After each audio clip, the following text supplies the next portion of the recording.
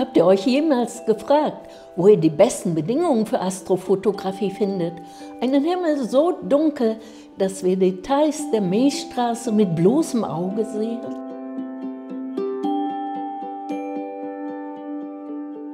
Willkommen auf meinem Kanal, ich bin Angelika. Heute nehmen wir La Palma unter die Lupe, einen der besten Orte für die Astrofotografie. La Palma bietet genau das. Perfekte Bedingungen, faszinierende Deep-Sky-Objekte und ein einmaliges Erlebnis für jeden Astrofotograf. Ich war schon mehrmals da und nehme euch heute mit auf eine Reise zu den besten Spots und meinen schönsten Aufnahmen. Warum ist La Palma einer der besten Orte der Welt für Astrofotografie? Ganz einfach.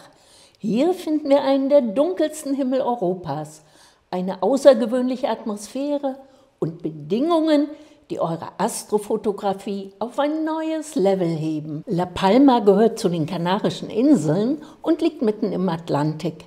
Dank der Höhenlagen und den strengen Lichtschutzverordnungen gehört der Himmel hier zu den besten weltweit. Die Insel hat kaum Lichtverschmutzung, der Bortle-Wert ist 2 bis 3.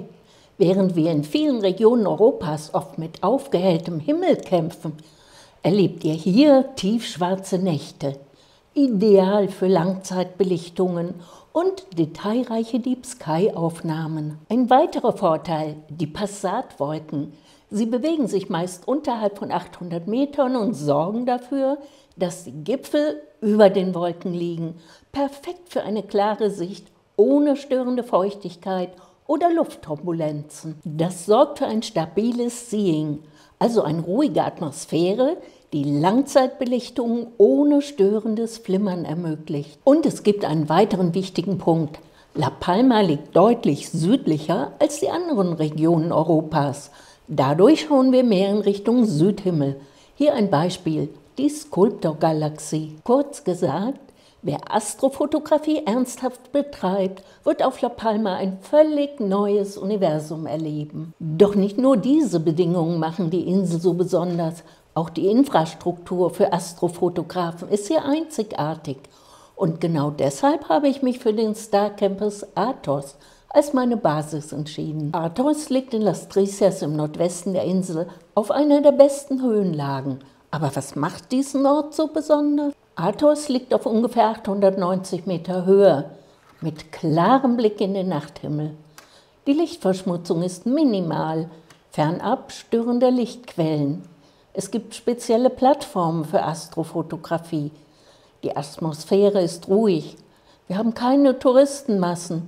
Athos ist voll auf Fotografie ausgelegt. Hier kannst du deine Aufnahmen in völliger Ruhe machen, ohne Straßenlaternen, ohne Autoscheinwerfern.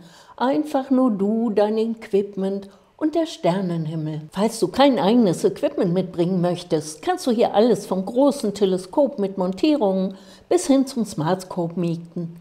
Du kannst alles ausprobieren.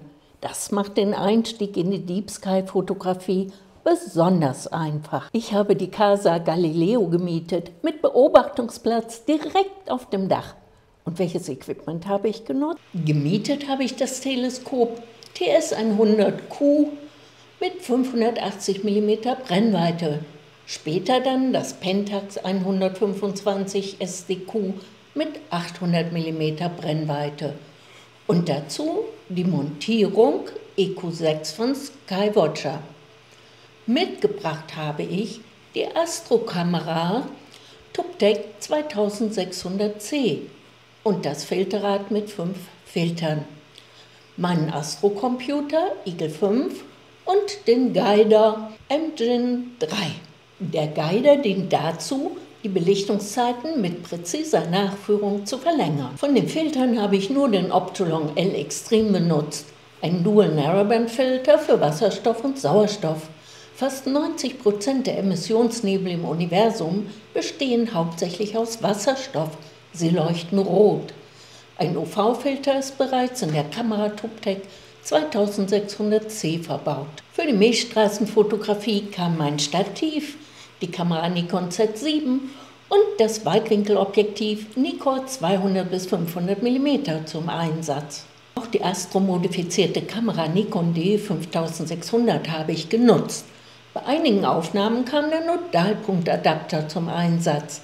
Erklärt habe ich ihn im Video zur Fotografie des Milchstraßenbogens. Bei anderen der Skyguider Pro von Aeoptron, den wir im Video zu den Astromontierungen vorgestellt haben.